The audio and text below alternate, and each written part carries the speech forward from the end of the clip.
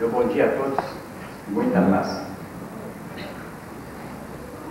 A mim, quando eu proferi a aula de abertura,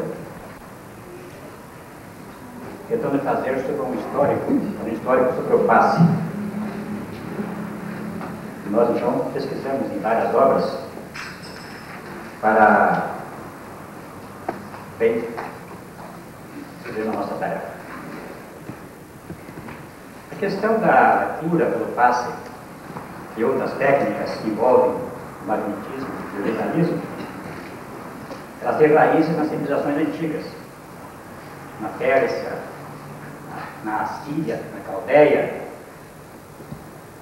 no próprio Egito e também na China, onde existem obras consagradas e que desenvolvem as técnicas utilizadas e as bases sobre as quais essas técnicas se assentaram. Uma corrente que ganhou corpo ao longo da história, nós poderíamos incluí-la como uma corrente vitalista, que é aquela, mais ou menos, que se enquadra no próprio Espiritismo, já que Kardec tinha ligações com esse tipo de estudos e realizou em certas fases da sua vida.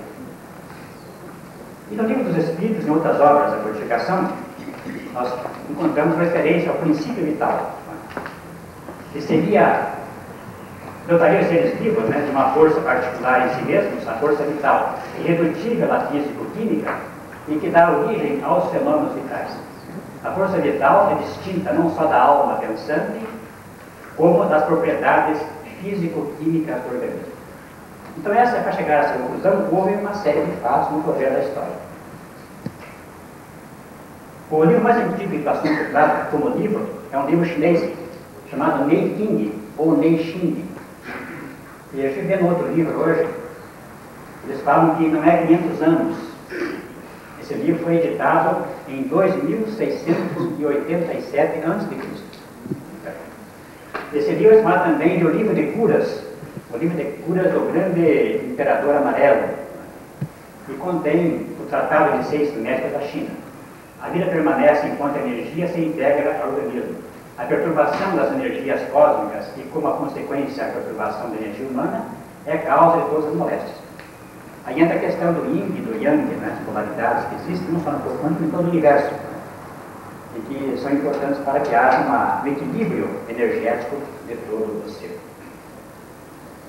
O pai da medicina, Hipócrates, dizia que no homem e nos animais, uma natureza que age instintivamente, que faz crescer e nutrir todas as coisas vivas, não separa a força vital da alma, ambas constituindo-se um único princípio. Você não separa a alma do princípio vital, como nós vemos no Espiritismo, é um elemento a mais que possibilita a vida e a sua explicação. E Aristóteles, o grande hipotesista, do século III, IV da nossa era, dizia que, antes de Cristo, dizia que o essencial a todas as almas seria o princípio da vida nos corpos vivos. A alma é este princípio interno que é a causa da vida. Ele acha que a alma realmente, em si, é isso mesmo, mas é uma série de elementos intermediários que possibilitam a vida nos outros vivos. Plotino, um pensador neoplatônico do século II da nossa era, dizia que a vida é idêntica à alma. A alma tem por essência a vida e dá vida ao corpo que anima. Mas não separava a alma do corpo vital, mas simplesmente ela faria tudo sozinha. E Santo Agostinho, pensador do século IV da nossa era, dizia que a alma que pensa é a mesma alma que anima e adoece o corpo. É claro que o conceito de alma varia muito, mas ela não é tão fixa como pareceria à primeira vista. Uma série de julgamentos que não importa, mas sabe. Temos um tempo pouco curto de correr um pouquinho. Paracelso, o famoso pesquisador da alma humana, admitia princípios ativos de organização e de vida expandidos nos elementos minerais e dos vegetais, ânima, ou arqueus nos animais. Esses elementos estariam abaixo da alma racional. Admitia já uma alma e outro princípio que seria a ligação dessa alma com o corpo físico. Bacon, como Roger Bacon, não o Francis Bacon, né? Antes de Descartes, né? Acreditava no duplo dinamismo, ou seja, que a alma racional do homem deve juntar-se uma segunda natureza inferior para governar o corpo. Na hierarquia, claro, a alma estaria inferior à outra, mas seria fundamental para a possibilidade. E o Descartes, né? Que provocou uma dicotomia no conhecimento, né? Separando a alma do corpo, né? Ele dizia que a alma não poderia fazer nada que não fosse pensar. Deveria haver um princípio animador, uma espécie de princípio ou força vital, provavelmente propriedade da própria matéria. A alma tinha que pensar. Né? Outros elementos deviam fazer o papel necessário para que a vida pudesse existir. Já Barthes foi um elemento da escola de Montpellier, na França. Né? Ele dizia: eu chamo de princípio vital a causa que produz todos os fenômenos da vida no corpo do homem. Achava impossível que a força vital fosse uma propriedade da alma. O Frederick foi um pensador do vitalismo alemão, né, no século XIX. Ele dizia que o ser do homem é composto por uma alma espiritual, uma força vital e um corpo material, mais próximo da visão espírita. Né? A vontade da alma só poderia atuar sobre o corpo por intermédio da força vital. Hahnemann, o pai da homeopatia, né? Ele dizia que o organismo é, na verdade, um instrumento material da vida, não sendo concebível sem animação que lhe é dada pelo dinamismo instintivamente, perceptor e regulador, a força vital. Tanto quanto a força vital não é concebível sem organismo. Uma visão perfeitamente de acordo com o que Kardec fala com relação ao princípio vital, que você não veja depois se der tempo. Muito bem. Há uma outra corrente muito importante, né, que se seguiu a ideia do vitalismo, e que é a questão do magnetismo. Franz Anton Mesmer era um médico austríaco, né, que defendeu sua tese de doutorado na Faculdade de Viena, apresentando ao público as ideias sobre o magnetismo. Né. Ele verificou que o fluido exercia sobre o corpo humano efenados usando ímã, devido à presença nos nervos de um fluido eletromagnético. Agindo sobre esse fluido, poderia curar doenças dos nervos e outras. O Mesmer, é claro, não teve na Áustria a repercussão que ele queria ter no seu trabalho. Então ele foi para Paris, né? Na época o centro cultural do mundo, até hoje muitos aspectos ainda é, né? E lá ele conseguiu notoriedade. Ele teve assim uma aceitação muito grande, né, da população da França, empregando seus métodos terapêuticos usando o magnetismo, pelo toque, pelo sopro e coisas que tais. Né? Chega conta que o médico chegou a atender 300 pessoas por dia. E era uma criatura meio estranha, assim, meio esdrúxula, né? Ele não podia atender todo mundo de uma vez só, né? Então ele inventou a cuba mesmérica. Ele criou um recipiente com água, da qual saíam terminais metálicos, certo? Ele magnetizava a água e o pessoal era preso naquelas barras metálicas para receber o auxílio. Então ele tinha 300 pessoas por dia usando a chamada cuba metálica. Isso causou um problema. Né? A própria igreja, que tinha padres que usavam o magnetismo, o padre Gasnier, que curava a imposição de mãos pela palavra, usando inclusive os argumentos teóricos e práticos do Mesmer. Né? Depois a igreja foi contra e chegaram a proibir na França, inclusive, por um certo período, o uso do magnetismo como uma prática terapêutica. Mas fez espécie. Né? E é muito importante nesse estudo do magnetismo a figura do Marquês de Passeville. O Marquês de Passeville, nessa época aqui, descobriu o magnetismo, o simbolismo do magnetismo. O que é isso? Esse Marquês era um filantropo. Ele fazia tratamento às pessoas pobres da França e esse pessoal camponeses. Transmitia passes, né, segundo as técnicas mesmerianas. De uma ocasião, dando um passe em um camponês lá do interior da França, esse camponês começou a ter faculdades, digamos assim, aumentadas. Né? Ele fazia diagnósticos, respondia até perguntas mentais das pessoas presentes. Levava uma capacidade muito acima das suas normais. Né? Capacidades culturais, espirituais e assim por diante. Então, é claro, e isso foi uma surpresa para o Marquês de Passeville. Né? E ele, então, fez escola chamou de magnetismo animal. Animal aqui de ânima, né? Alguma coisa que o ser tem e que traduzia algo além das faculdades normais conhecidas. Ele contou também com o auxílio de outros pensadores do seu tempo. Um deles foi Deleuze, que Kardec fala dele no livro, nas obras póstumas e outros livros, se não me engano também. Ele foi o maior seguidor de Mesmer no seu tempo, né? Ele achou que alguma coisa transcendia simplesmente a explicação incontestável dos fatos magnéticos. Havia alguma coisa espiritual por trás disso. É interessante notar. Em torno do Marquês de Poisseville se criaram círculos magnéticos em Paris.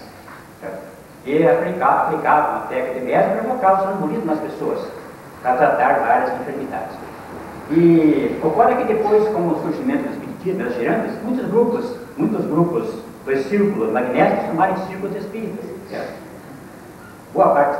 Daí vem essa nossa prática de hoje do passe, né? Veio o magnetismo para o movimento espírita e permanece até hoje, né? Somente aqui no Brasil. Interessante que esse movimento, que era orquestrado de alguma sorte da espiritualidade, no plano superior, que muitas coisas aconteceram simultaneamente. Né? O James Brady era um médico cirurgião de Manchester, né, na Inglaterra. Ele não acreditava no magnetismo, achava que ele era uma farsa, era uma enganação. Né? Então ele foi assistir uma apresentação de um magnetizador suíço chamado La Fontaine, né, para desmascará-lo. E acabou por se convencer. Ele descobrir a causa fisiológica, acabou por concluir que os fenômenos eram puramente subjetivos, podendo ser induzidos criando o termo hipnose. O base da palavra grega, hipno, né? Ele fez várias cirurgiões, ele como Broca, né? Aquele que descobriu no cérebro da palavra articulada, né? Fazia cirurgias usando como anestesia o processo hipnótico. E aqui o Kardec, né? Kardec, então, esteve muito ligado às escolas magnéticas. Até que ele fala, na Espírito 58, que há 35 anos profetizava a ciência magnética. Ele tinha 19 anos, então. Né? Isso aqui menos 5 dá 23. Ele nasceu em 1904, tinha 19 anos, já estava integrado, né, na escola magnética. Segundo ele, os magnetizadores tendiam aos trabalhos de cura e diagnose, mas também estudaram vários fenômenos metapsíquicos e parapsicológicos. Isso aqui não era Kardec, diferentes naquele momento. Lembra que, para seguir, aquele que me referi, né, modificando o método de Mesmer, criou o magnetismo animal.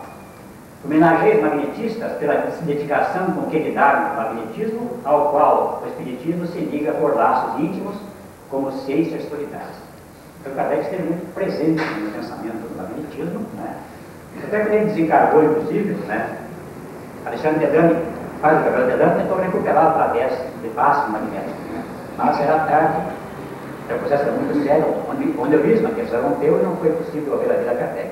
Então era muito familiar entre eles essa prática do magnetismo como cura das doenças da mais variada ordem. Muito bem. O magnetismo, ele teve assim então um declínio, né, no final do século XIX, decorrente de vários fatores. Né. Começava a se estabelecer, digamos assim, as práticas médicas realmente como sendo uma prática científica. Né. Trabalho de Pasteur, descobrindo os micro-organismos e tudo mais, né. Criou uma nova tendência terapêutica, né? Surgiu todo o processo farmacológico, né? Enfim, e foi enfraquecendo. Né? Mas começa a ressuscitar nos dias de hoje. É interessante citar que com essa deixada dos processos terapêuticos antigos, muita coisa se perdeu. Né? Partiu-se para um extremo nas terapias, né? E hoje estão sendo resgatadas de alguma sorte. Aqui permaneceu com uma cidade marginal, digamos assim, ao longo desse processo, até os nossos dias, né? Começa a ganhar hoje uma nova oportunidade para ser estudada e também para ser aplicada, né? Principalmente com a divulgação do pensamento oriental aqui na nossa civilização ocidental, né? Por exemplo, hoje, a questão dos chakras, né, que era muito contestada até pelo meio espírita, né? Quando o Coelho foi feito no Luz Eterna, século disso, né? Houve crítica do pessoal ortodoxo, não se devia colocar no Coelho as questões dos chakras, né? E o Rei Rodrigues, em Curitiba, conversou com o Sérgio, falou só não tirem isso do coelho, que é novidade por aí. Né? Há muita pesquisa no campo da ciência, hoje evidenciando a existência do senso de força no organismo humano. Então, os chakras e meridianos da acupuntura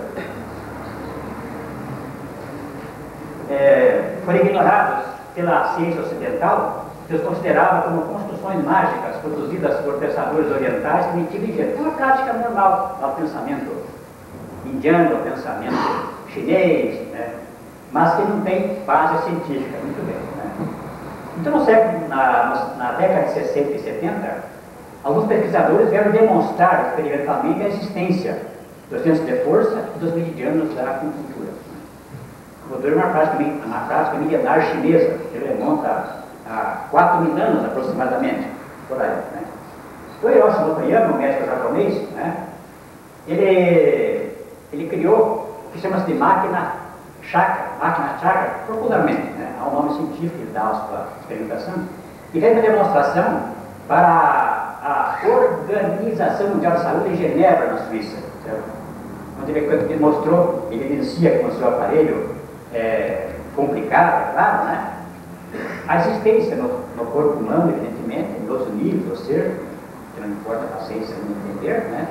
Existência de centros, onde a energia é muito mais, digamos assim, consubstancializada. E não só com relação aos centros principais do cérebro, como outras centenas de centros distribuídos por várias partes do corpo. O Kim Bong-gan, por exemplo, é um médico da Coreia, né? Ele conseguiu demonstrar experimentalmente a existência dos meridianos da acupuntura. O que é que ele fez? Ele, com sua equipe lá na Coreia, né, pesquisavam a acupuntura. Então, o experimento clássico que ele realizou foi feito num coelho. O que é que ele fez? Né? Ele inseriu num ponto da acupuntura, né, injetou um elemento, um fósforo radioativo, o isótopo do fósforo P32, né? E acompanhou a propagação desse elemento radioativo por um processo complicado, né, chamado microautoradiografia. Se não entenderem, eu também não entendo, não sei se estou preocupado com isso, eu também não sei o que é, né? Ele masseava essa substância e concluiu que ela seguia exatamente os meridianos que a acupuntura clássica estabeleceu. Importante, não é? Isso é muito importante. Chegaram até a medir esses condutores meridianos, né? Eles mediam de 0,5 a 1,5 micra. Né? O micra é 1/10 do milímetro. No meu tempo, o de micro era micra, né? Hoje, microns também aceitam, né? Então, 0,5 a 1,5 micro, veja, uma coisa insignificante. E por esses canais corre o ácido hialurônico. É um ácido que tem na construção do próprio esperma, inclusive, né? É muito importante. E provou também que o bloqueio desses meridianos provoca degenerescência celular. Ele interrompeu meridianos que levavam essa substância para o fígado, e as células hepáticas começaram um processo de degenerescência.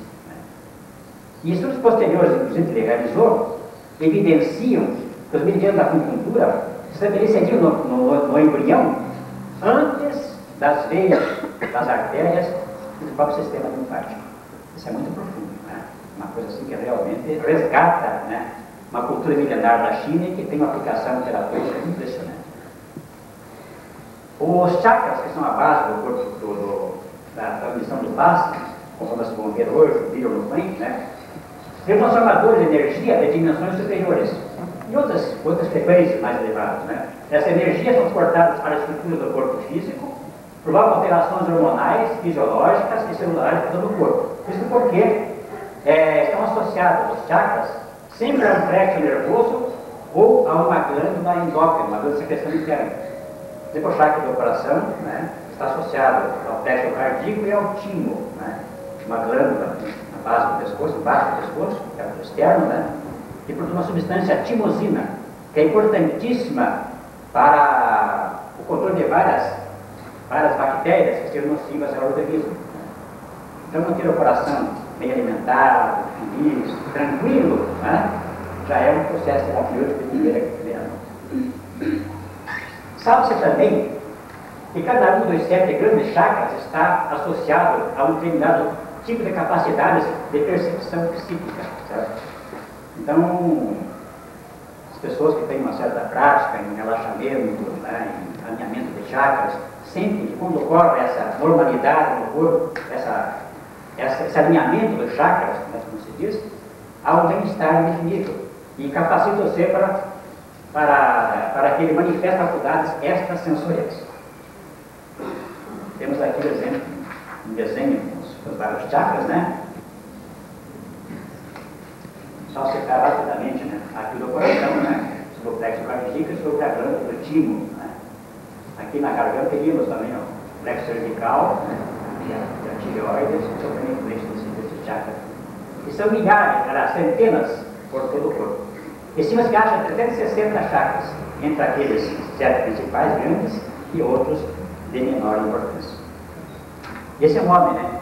Mulher também tem chakras aqui, ó. Então vai ser aqui, né? Exatamente. Aqui a mulher tem usando direitinho, porque não fez nada, não sei, né? Está equilibrado, as energias todas subindo naturalmente, né? E há um equilíbrio expressivo, né? E achar que tem a ver até com as reações, né? Com as emoções das pessoas, né? Eles em particular também têm essa capacidade.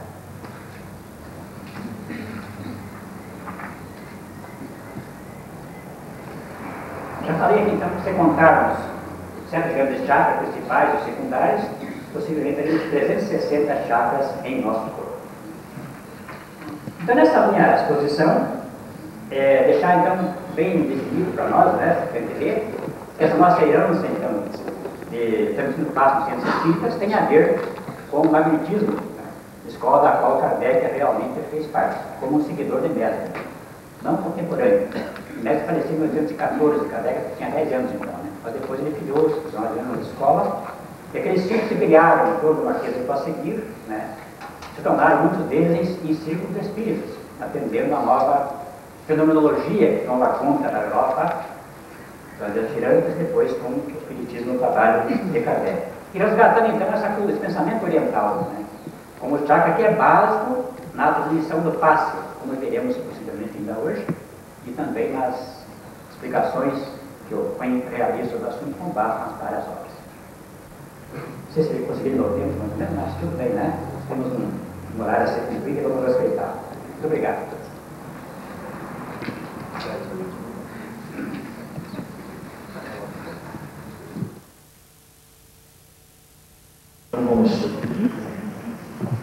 Vamos dar continuidade às exposições.